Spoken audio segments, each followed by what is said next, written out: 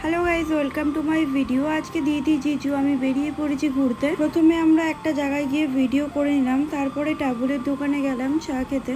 আর কি শুরু করে দিলাম গল্প, দিদি আমি জিজু মিলে। ছুটিতে জিজু অনেকদিন পরে আসলো আর আমরা তিনজন অনেকদিন পরে বেরালাম। চা খেতে খেতে গল্প করছিলাম। তারপর চিকেন পকোড়া প্যাক করে তাহিরপুরের নেতাজি পার্কে গিয়ে গাড়ির উপরে রেখে আড্ডা মারতে মারতে খেয়ে নিলাম পকোড়াগুলো। তারপরে চলে গেছিলাম মথুরা কেকের দোকানে। এটা খেতে কিন্তু খুবই ভালো, একদম টেস্টি।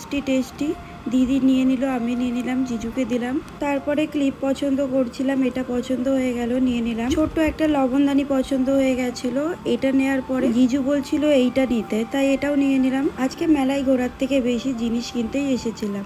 যা যা দরকার ছিল জিজু বলেছিল নিয়ে নিতে। তারপর ঘটের দোকানে গিয়ে আমি কালো একটা ঘট পছন্দ করেছিলাম আর দিদি লাল একটা ঘট পছন্দ করেছিল। দিদি হাত দিয়ে দেখিয়ে দিচ্ছিল কোন কোন ঘট দিতে হবে। বেশি বড় ঘট আমি নিতে চাইনি, কালো ঘট যেটা পছন্দ করেছিলাম সেটা বেশি ছোট ছিল, তার জন্য কালো ঘরটা চেঞ্জ করে সেটার থেকে একটু বড় লাল রঙের একটা ঘট নিয়ে নিলাম। এরপর আমরা সোজা চলে গেলাম মাটনের দোকানে। যেহেতু আমরা ভালো বুঝি না মাংস সম্পর্কে, তাই কতটা নিতে হবে কেমনটা নিতে হবে সেগুলো জিজু বলে দিচ্ছিল। আর উনি কাটতে শুরু করে সেগুলো পিস পিস করে দিচ্ছিল সাইজ অনুযায়ী। আমার জিজু যেখানেই যাই গল্প করতে শুরু করে দেয় তার সাথে। মাংস নেওয়া হয়ে গেলে ফুটি নিতে চলে গেছিলাম বাবুর জন্য।